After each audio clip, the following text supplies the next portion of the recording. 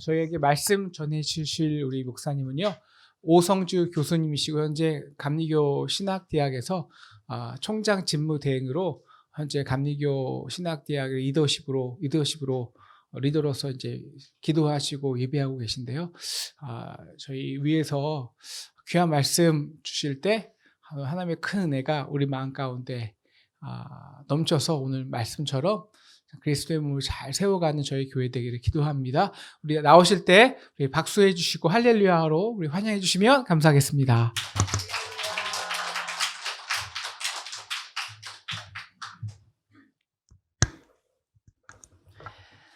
여러분 참 반갑습니다.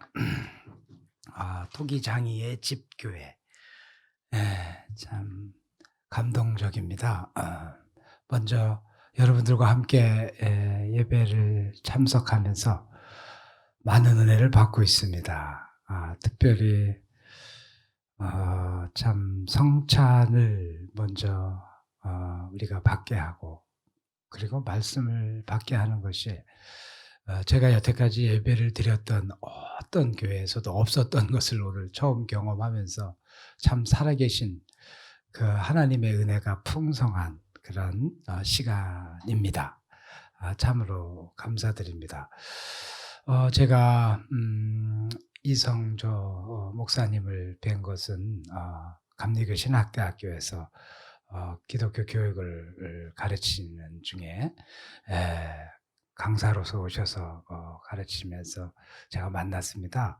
저 또한 기독교 교육을 전공한 자로서 기독교 교육을 굉장히 중요하게 생각하는데, 이성조 목사님이 누군가를 했는데 또 저희 학교에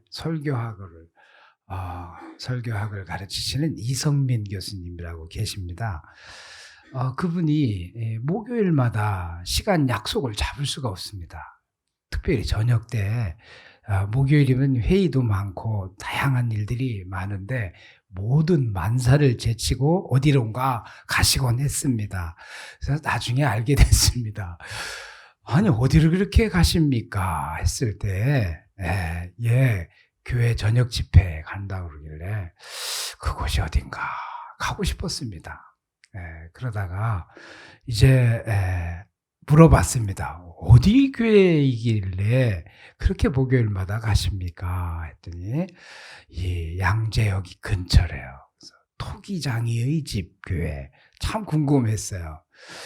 그래서 그러시냐고까지 이제 얘기가 됐습니다만 그 교회는 담임 목사가 누구이십니까? 그러길래 그건 이성조 목사님이고 저 동생입니다. 그랬을 때 더 깜짝 놀랐습니다. 야, 참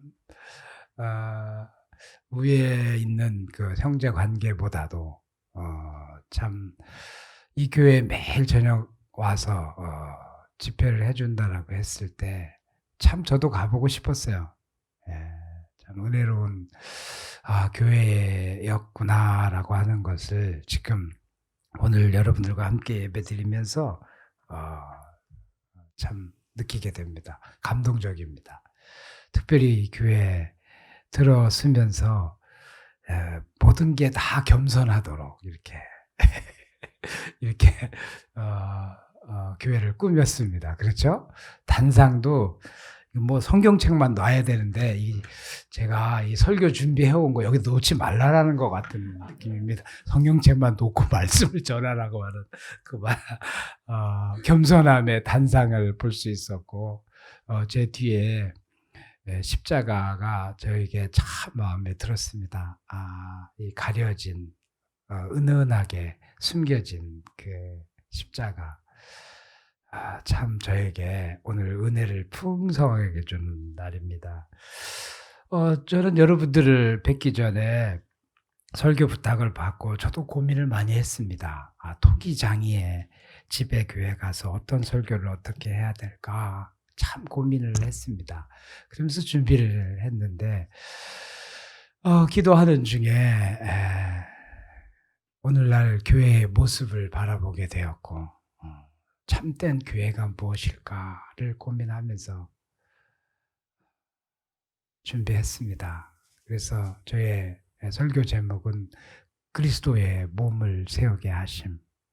이게 성전, 이게 교회가 아닌가 이렇게 생각하고 설교를 준비했습니다. 여러분들과 함께 은혜를 나누기 원합니다.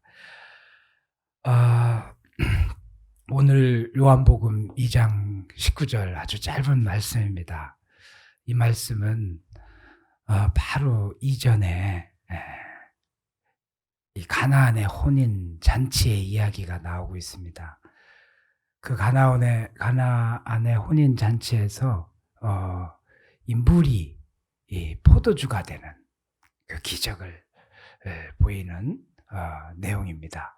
첫 번째 예수님의 기적의 사건으로 기록된 말씀이죠. 물이 포도주로 변했다라고 하는 것은 상징적으로 굉장히 큰 의미가 있습니다.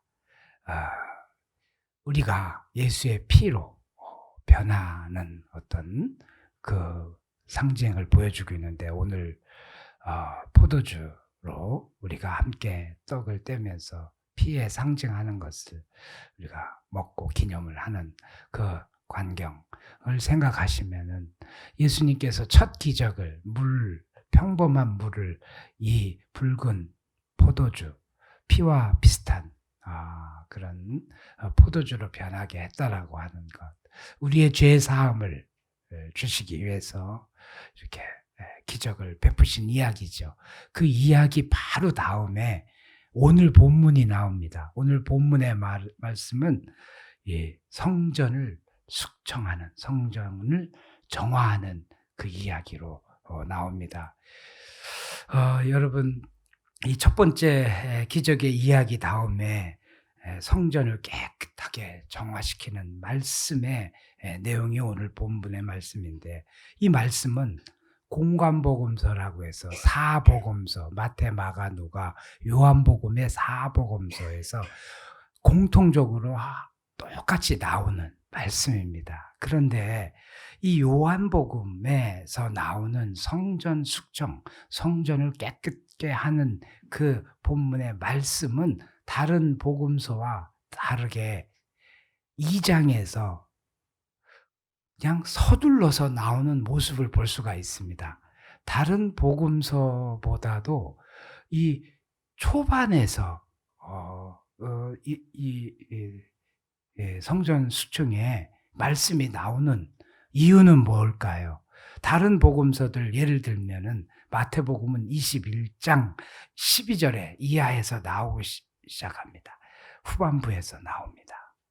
그리고 누가복음도 또한 19장 45절 이하로 나오는데 이것도 후반부에서 나오고 있어요. 마가복음도 마찬가지 11장 15장 이후, 중간 이후에서 나오는데 왜 요한복음만 이렇게 서둘러서 성전 숙청의 이야기가 나올까? 이것은 참 오늘 우리에게 또 다른 의미로 생각을 해주고 있습니다. 초입에 서둘러서 나오는 이유는 뭘까? 아마도 요한복음서에서는 당시 예수님께서 유대인들의 성전이 타락한 모습을 미리 보시고 다른 어떤 것보다도 우선적으로 시급하게 해결해야 할 그런 문제로 보셨기 때문이 아닐까요? 하나님의 아들로서 예수님께서 이 땅에 오신 이유 가운데 가장 중요한 이유의 하나는 인류의 죄를 속죄하는 길입니다. 암흑의 상황에서 도저히 우리의 죄를 씻을 길이 없는 그 상황에서 하나님께서 이 세상을 이처럼 사랑하사 그의 아들을 독생자 예수를 보내주셨고 이 세상의 죄를 사하시기 위하여 몸소 십자가에 못 박혀 돌아가시며 또 부활하셔서 지금도 우리와 함께 하시는 그 예수님의 가장 중요한 일 가운데 하나였습니다. 그 다음에 그것은 이스라엘 백성에게서도 이 제사를 통해서 죄 속죄함을 받는 길이 있었습니다. 그들은 외적인 성전, 이 성전이 중심이 돼서 예배 안에서 제사를 드림으로써 이제 속죄의 길을 보여줬던 것입니다. 그런데 예수님은 이 성전의 중심으로 제사를 드림으로 속죄함에 받는 것이 아니라 예수 그리스도를 자신을 믿음으로 말미암아 죄사함에 받는 길을 가르쳐 주시기 위해서 이 땅에 오셨던 것입니다. 외적으로 웅장하고 거창한 행사를 치르는 그런 예배가 아니라 내적으로 신령과 진정으로 하나님께 예배하는 자들의 삶을 가르치시기 위해서 그는 이 땅에 오셨던 것입니다. 400년의 암흑의 시기 속에서 요한의 선지자의 외침, 그 길을 예비하러 오시는 요한의 외침, 그 이후에 예수님이 우리에게 보여주시는 그 생명의 길, 그 길은 그분의 자신의 모습이었습니다. 구약의 레위기서 11장 44절에 이렇게 나오고 있습니다. 나는 여호와 너희의 하나님이라. 내가 거룩하니 너희의 몸을 구별하여 거룩하게 하라. 이런 말씀이 있습니다. 예수님은 레위기의 이 말씀을 그대로 실천하는 길을 제시해 주고 있습니다. 마태복음 5장 48절에서 하늘에 계신 너희 아버지의 온전하심 같이 너희도 온전하라. 이렇게 가르치고 계십니다. 몸을 거룩하게 하는 길이 온전한 삶을 사는 길인 것을 말씀하고 계십니다. 그리고 그 몸을 거룩하게 하는 길은 죄사함을 받고 예수님을 모시며 함께 살아가는 그리스도의 몸을 세우게 하는 그 길임을 우리에게 가르쳐주고 있습니다. 거룩하다라고 하는 뜻은 온전하다라는 말 뜻과 같은 어원을 가지고 있습니다. holiness는 완전한 온전함을 말해주고 있고 그건 holy하다, 거룩하다라는 뜻과 같은 의미입니다. 그러나 유대인들은 외적인 성전을 중심으로 예배를 드려왔습니다. 그리고 성전을 중심으로 해서 그들의 정치적이고 경제적인 그런 수단으로 삼고 있었습니다. 이것은 유대인의 성전의 그 모습이 얼마나 타락해 있는지를 말해주고 있습니다. 이러한 성전 중심의 전통은 솔로몬 그 왕으로부터 시작이 되었습니다. 사실 다윗의 아버지의 다윗의 그 명을 그대로 받들어서 큰 예루살렘의 성전을 지었지만은 사실 그것은 많은 이방인들의 재물을 통해서 조세와 많은 이방인들의 그 재물을 기초로 해서 성전을 크게 세웠던 것입니다. 웅장한 성전을 세웠습니다. 뿐만 아니라 바로의 딸과 정원까지 하면서 그 성전을 웅장하게 세웠던 모습들을 봅니다. 이스라엘 백성들에게 있어서 이 성전은 자존심이었고 어떻게 보면은 그 삶의 중심이 그 성전을 중심으로 이루어졌던 것을 볼 수가 있습니다. 예수님께서 유대인들과 같이 유월절을 지키기 위해서 예루살렘에 올라가고 계셨습니다. 그런데 성전 안에는 소와 양과 비둘기 파는 사람들과 돈 바꾸는 사람들이 많이 앉아 있는 것을 보셨습니다. 그때에 예수께서는 노끈으로 책찍을 만드시고 양이나 소를 다 성전 밖으로 내쫓으셨습니다. 그리고 돈 바꾸는 사람들의 돈바구니를 쏟으셨습니다. 상을 엎으셨습니다. 비둘기 파는 사람들에게 말씀하셨습니다. 내 아버지의 집으로 장사하는 집을 만들지 말라.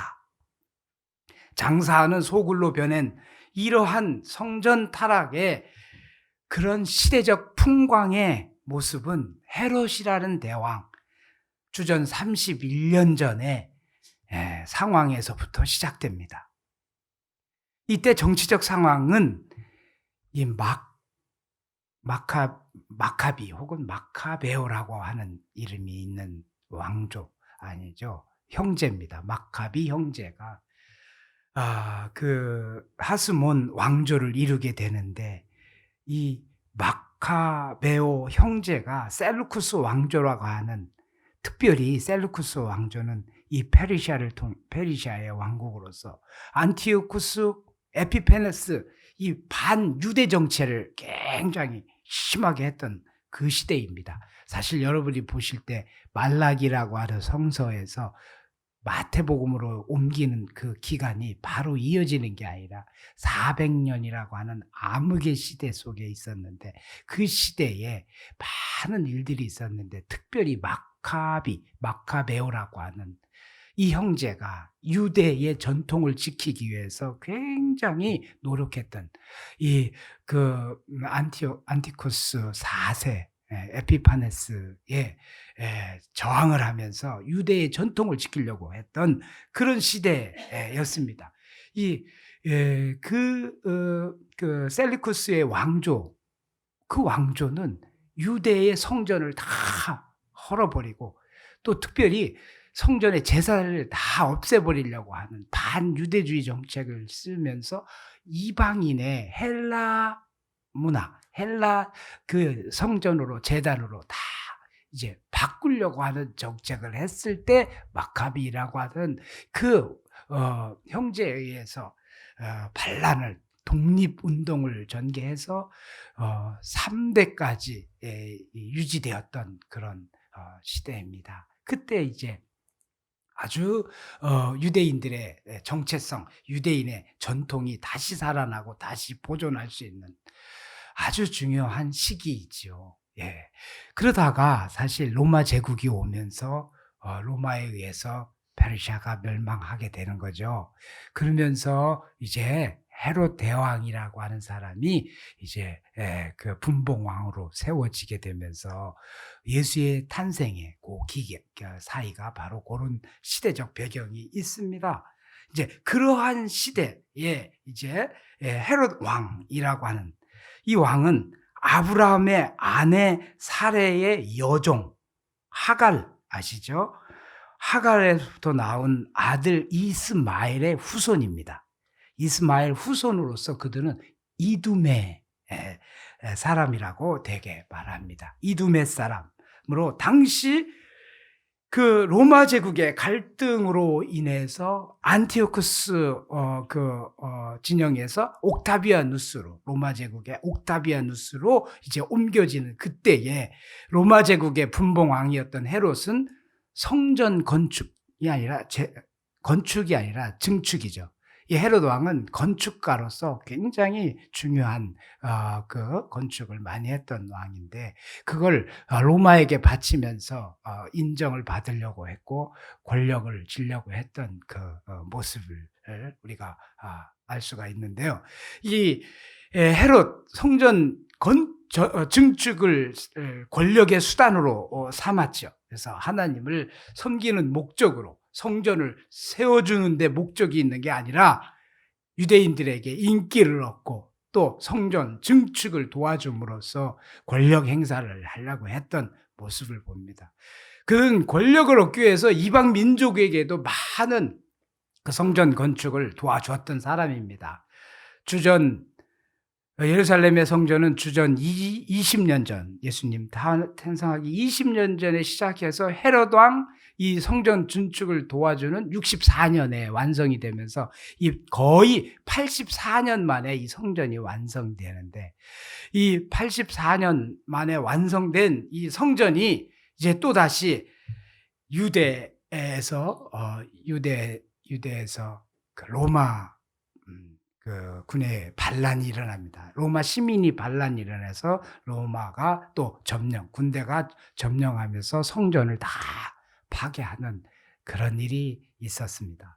이렇듯 당시의 성전을 증축한다라는 것은 정치적이고 경제적인 수단이었던 모습들을 보게 합니다. 이러한 정치적이고 경제적인 교회의 모습은 오늘 우리 시대 속에서도 다른 양상을 보이고 있지만 성전의 타락한 모습, 성전이 변해가는 모습들을 보면서 참 안타까운 심정입니다. 자, 이제 여러분 우리 교회의 모습을 봅시다. 이 거룩한 이곳이 참 이제는 극장식 어떤 교회의 모습이 되는 것을 보게 됩니다. 성도가 아니라 관중 혹은 대중으로 이렇게 모여서 예배가 하나의 구경거리로 되어가는 그 현실을 바라보면서 참 안타깝습니다. 이 교회는 그리스도의 몸으로서 우리는 그 지체자로서 이 그리스도의 몸임을 우리가 기억해야겠습니다. 성전이 아니라 우리 자신이 성전이 된다라는 거죠. 여기에 진짜 토기장이 집에 모인 거룩한 성도들이 교회가 된다라는 뜻입니다. 이 거룩성에 상실된 타락한 교회의 모습들을 보면서 우리는 다시 회복해야겠습니다. 다시 교회를 교회되게 해야겠습니다. 요즘에 너무나 세상이 변하고 있습니다. 4차 산업혁명까지라고 말을 하면서 이 사회가 너무 이제 많은 모습으로 빠르게 변화하고 있는 모습을 봅니다. 이 4차 산업의 핵심은 사실 물질주의는 아주 중요하지만 물질이 없이는 우리는 존재할 수 없지만 이 물질의 우상이 되어서 물질에 매여서 노예가 되는 그런 사회로 되어서 결국은 인간이 인간 대접을 받지 않고 인간이 인간의 삶 속에서 중심이 되지 못하는 것, 이런 사회가 되었다라는 게 지금 절망적인 거죠. 포스트 휴먼이다, 트랜스 휴먼이다 해서 이 비인간화되는 이 모습, 과학이 우리의 생활을 편리하게 해주고 우리를 참 유익하게 해주면서 과학이 없이는 이제 경제도 발전할 수 없고 앞으로 살아갈 수 없는 이 사회이지만, 그러나 과학이 만능주의로 되면서 과학에 신봉을 하게 되고 우리는 신이 없는 종교화까지 되는, 종교가 필요 없는 인간이 전지전능한 그 역할을 할 수 있는 인공지능 로봇으로 섬기게 되는 그 시대가 도래한다라고 했을 때, 이 시대는 400년의 암흑의 시대 속에서 지금 신음하는 이스라엘 백성들이나 오늘 우리 백성들, 이 세계 속의 백성들이 신음하는 소리는 나는 같다고 봅니다. 같은 의미에서 새로운 생명의 길을 찾아 나가야 되는 중요한 시점에 있다고 봅니다. 여러분, 1945년 윌리엄 웰치 딜로이트라고 하는 그 사람이 뭐를 세웠냐면 경영 컨설팅 회사를 세웠습니다. 회계사를 중심으로 하는. 근데 이 1845년에 세웠는데 지금도 건전하고 지금도 유용한 아주 그 일을 많이 하는데, 최근에 경계의 종말이라는 책을 냈습니다. 2016년으로 알고 있습니다. 조금 2년, 3년 전인데 여러분들, 경계가 종말을 이렇게 했다. 이건 좋은 뜻입니다. 어떻게 보면 기업이 살아남기 위해서는 이 경계가 흐려져야 된다라는 거죠. 경계가 강하면 강할수록, 성을 쌓으면 쌓을수록, 자기 안에 갇히면 갇힐수록 기능을 못할 것이고 살아남지 못하게 된다라는 거예요. 그래서 경계를 넘어서서 이제 경계를 없애면서 나아가는 그런 사회, 그런 기업만이 살아남을 것이다 라고 하고 있습니다. 교회도 어떻게 보면 교회 경영을, 이런 경영론에 볼 때 교회의 담을 넘어서서 이 세속에 있는 세속 문화와 함께 같이 가야 된다라고 하는 그런 경영론을 하는 교회들이 많이 있습니다. 필요할 수 있죠. 복음을 전도하고 선교를 하는 데 있어서 더 확장될 수 있도록 하는 아주 중요한 경영론이 될 수 있지만, 본질을 잊어버려서는 안 될 것 같습니다. 이 본질은 우리는 경계를 해야 될 것이 있다라는 사실이죠. 본질 중에 경계를 해야 될 건 뭐냐? 성과 속을 경계해야 되는 것입니다. 예, 거룩한 곳을 경계해서 우리는 그곳에서 거룩성을 체험함으로 우리가 변화를 가져와야 되는 것이죠. 이 성전에서 우리가 거룩성을 경계를 통해서 이곳에서 새 힘을 받고 새 능력을 받음으로 우리가 그리스도인의 삶으로 살아가는 그러한 그런 경계가 필요하다라는 걸 말해주죠. 거룩해라. 그것은 성과 속에 있어서 구별된 삶을 살아라라고 하는 거죠. 그것은 사람으로서 하나님의 자녀로서 그리스도의인으로서 살아가라고 하는 그 모습을 우리에게 보여주고 있습니다. 자, 우리는 성전은 하나님의 법궤, 하나님의 말씀이 머무는 곳입니다. 그곳에서 하나님을 만날 수 있는 그런 거룩한 곳입니다. 하나님을 만날 수 있는 이 거룩한 곳이 바로 예배의 초소가 되는 것입니다. 요한복음 4장에서 예수님과 우물가의 여인의 대화 속에서 유대인들이 생각하는 예배라고 하는 곳은 예루살렘의 성전 중심이었습니다. 그래서 그 여인은 예루살렘에서 모인 예배를 드리는 것이지 어떻게 이곳에서 예배를 드리냐라고 했을 때 예수님은 그렇게 말씀하셨습니다. 하나님은 영이시니 예배하는 자가 영과 진리로 예배할지라. 전혀 180도 예배의 중심이 바뀌어 놓은 모습을 볼 수가 있습니다. 마태복음 18장 18절에서 20절 이하에서도 두세 사람이 내 이름으로 모인 곳에 나도 그들 중에 있느니라 라고 말씀하고 있습니다. 시 공간의 물리적 건물로서의 성전 중심이 아니라 신령과 진정으로 예배하는 자 곧 그가 성전임을, 여러분이 성전임을, 여러분이 이곳에 지금 성전으로서 있음을 말해주고 있습니다. 사도 바울은 고린도전서 3장 16절에서 너희는 너희가 하나님의 성전인 것과 하나님의 성전이 너희 안에 계시는 것을 알지 못하느냐? 누구든지 하나님의 성전을 더럽히면 하나님이 그 사람을 멸하시리라. 하나님의 성전은 거룩하니 너희도 그러하니라 라고 가르쳐주고 있습니다. 오늘날의 우리의 성전은 어떤 모습일까요? 네, 우리 다시 한번 생각해 보기를 원합니다. 유대인의 성전이 타락한 모습을 바라본 예수님은 너희가 이 성전을 헐라 내가 사흘 동안에 일으키리라 이렇게 유대인에게 향하여 말씀하셨습니다. 그때 유대인들은 이 성전을 46년 동안이나 지었건을 내가 3일 동안에 다시 일으키겠느냐라고 반문하셨습니다. 그때 예수님은 자신이 그들이 성전인 것을 깨닫지 못하는 것을 안타까워했습니다. 예수님 자신이 성전인 것을 부활하신 이후에 제자들이 그것을 깨닫게 했지만은 그 당시에 유대인들은 그것을 깨닫지 못했습니다. 예수님 자신이 성전인 그것을 선포하신 것입니다. 그러므로 우리가 그를 믿음으로 우리는 몸과 마음이 그리스도의 성전으로 바뀌게 되는 것입니다. 여러분, 이거는 180도 전환된 그 모습입니다. 예수님이 이 땅에 오신 이유입니다. 예루살렘의 성전이 아니라 새 예루살렘인 예수 그리스도를 믿음으로 우리 안에 성전이 지어져 가고 있다는 말씀입니다. 예수 그리스도의 몸으로 우리가 변화된다라고 하는 그 사실이 구원받는 길이요, 우리가 하나님께 예배하는 길이라고 하는 것을 오늘 말씀해 주고 있습니다. 저는 여러분들에게 결론적으로 말씀을 드립니다.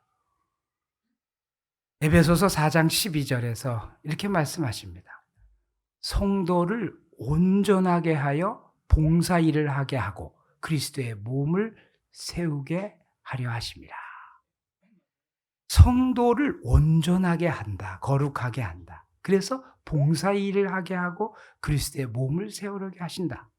이 시대에 꼭 필요한 사도 바울의 가르침이라고 봅니다. 온전한 성도가 되어서 그리스도의 몸을 세우는 길, 그것은 무엇일까? 바울은 다음과 같이 말하고 있습니다. 우리가 다 하나님의 아들을 믿는 일과 아는 일에 하나가 되라고 하는 사실. 믿는 일과 아는 일에 하나가 돼야 되는 겁니다. 믿기만 하면 안 됩니다. 그가 누구인지를 알으셔야 됩니다. 그랬을 때 온전하게 믿게 되는 것입니다. 우리가 온전하게 회복될 수 있는 것입니다. 그리고 두 번째, 우리가 이제부터는 어린아이가 되지 아니하며 사람의 속임수와 간사한 유혹에 빠져 온갖 교훈의 풍조로 밀려 요동하지 않게 하는 자들. 어린아이와 같지 않다라고 하는 것은 성장 성숙해야 된다는 걸 말해요. 그리스도의 자녀는 끊임없이 예수의 사랑으로 자라나야 됩니다. 깊이와 넓이와 높이와 입체적으로. 그건 뭐냐면 사람이 예수 그리스도의 제자로 변화되어야 된다는 것을 말씀해 주고 있습니다. 세 번째, 그리스도로부터 온몸이 각 마디를 통하여 도움을 받음으로 연결되고 결합되어서 각 지체의 분량대로 역사하며 그 몸을 자라게 하며 사랑 안에서 스스로 세운다. 성전을 여러분이 스스로 세우셔야 됩니다. 그리스도의 몸으로 우리가 변화돼서 여러분들 스스로가 아주 굳건한 성전이 되셔야 됩니다. 그게 바로 생명의 길이요. 여러분들이 이 세상에서 행복하게 살아가는 길입니다.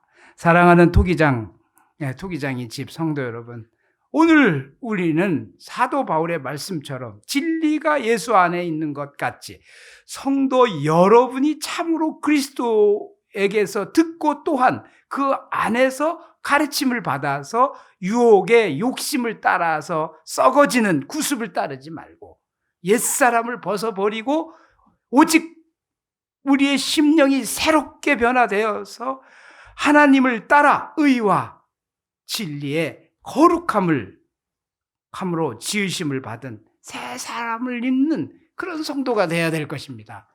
이것이 바로 오늘 그리스도의 몸을 세우게 하심의 말씀입니다. 여러분, 오늘 예배 후 이제 사도 바울은 이렇게 살아라. 그러면 이게 바로 그리스도의 몸을 세우게 하는 길이다라고 제시하고 있습니다. 기억하시기 바랍니다. 첫째, 거짓을 버리고 각각 이웃과 더불어 참된 것을 말하십시오. 왜냐하면 우리는 예수 그리스도의 지체가 되기 때문입니다. 두 번째, 우리는 마귀에게 틈을 주어서는 안 됩니다. 그 틈 사이로 여러분을 유혹할 것이며 여러분들을 넘어뜨릴 것이며 여러분의 성전을 파괴할 것입니다. 셋째, 가난한 자를 구제할 수 있도록 자기 손으로 선한 일을 하십시오. 넷째, 선한 말을 하여서 듣는 자에게 은혜를 끼치게 하십시오. 다섯째, 하나님의 성령을 근심하게 하지 마십시오. 하나님은 여러분들 마음속에서 늘 성령이 위로하시고 힘주시고 여러분들을 옳은 길로 인도하시도록 가르치고 생각나게 하십니다. 그 성령님을 믿고 기도해야 될 것입니다. 여섯 번째, 마지막으로 서로 친절하게 하며 불쌍히 여겨라. 친절하게 하며 불쌍히 여겨 서로 용서하기를 하나님이 그리스도 안에서 너희를 용서함 같이 하십시오.